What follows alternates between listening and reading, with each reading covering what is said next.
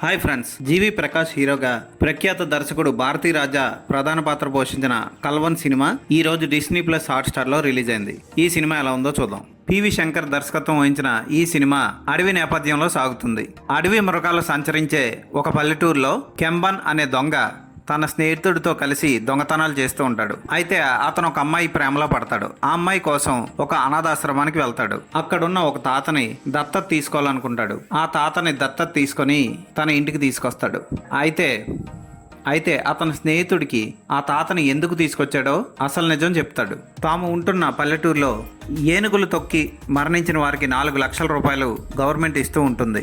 ఈ తాత కూడా అలాగే చనిపోతే ఆ 4 లక్షలు తీసుకొని ఫారెన్ వెళ్దాం అనుకుంటాడు హీరో. కెంబన్ ఫ్రెండ్ ఇద్దరు కలిసి ఆ తాత ఏనుగు దాడిలో చనిపోయేలాగా చెయ్యాలని ట్రై చేస్తారు. కానీ వాళ్ళ ప్రయత్నాలన్నీ ఫెయిల్ అవుతూ వస్తాయి. చివరికి కెంబన్ అనుకున్నది జరిగిందా, తాత చనిపోయాడా, ఇటువంటి ప్రశ్నలకు సమాధానం సినిమా చూసి తెలుసుకోవాలి. దర్శకుడు ఫస్ట్ 40 నిమిషాల్లో అనవసరమైన ప్రేమ కథని ఎక్కువసేపు సాగదీసి బోర్ కొట్టిస్తాడు. 40 నిమిషాల తర్వాత తాత వచ్చిన తర్వాత సినిమా కొంచెం వేగం పుంజుకుంటుంది. అక్కడి నుంచి సినిమా ఇంట్రెస్టింగ్ గా సాగుతుంది. చివరి వరకు భారతీ రాజా నటన, జీవి ప్రకాష్ అతని ఫ్రెండ్ చేసే విన్యాసాలు ఆకట్టుకుంటాయి. ఈ సినిమాలో పులి గ్రాఫిక్స్ మాత్రం చాలా పేలవంగా తీశారు. పులిని తాత కంట్రోల్ చేసి ఒక చిన్నపిల్లను కాపాడే సన్నివేశంలో గ్రాఫిక్స్ ఎవరు డిజైన్ చేశారో ఒక్క టైమింగ్ లేదు, సరైన యానిమేషన్ లేదు, సరైన టెక్స్చరింగ్ లేదు. అక్కడ గ్రాఫిక్ మాత్రం చాలా చండాలంగా చేశారు, వరస్ట్గా చేశారు.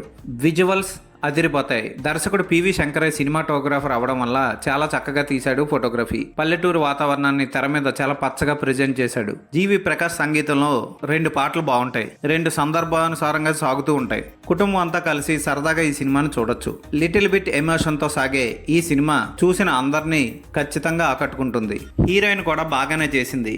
జీవి ప్రకాష్ కి కరెక్ట్ గా సరిపోయింది హీరోయిన్. ఈ సినిమా తెలుగు డబ్బింగ్లో డిస్నీ ప్లస్ హాట్స్టార్లో లభిస్తుంది. చూసి ఎంజాయ్ చేయండి.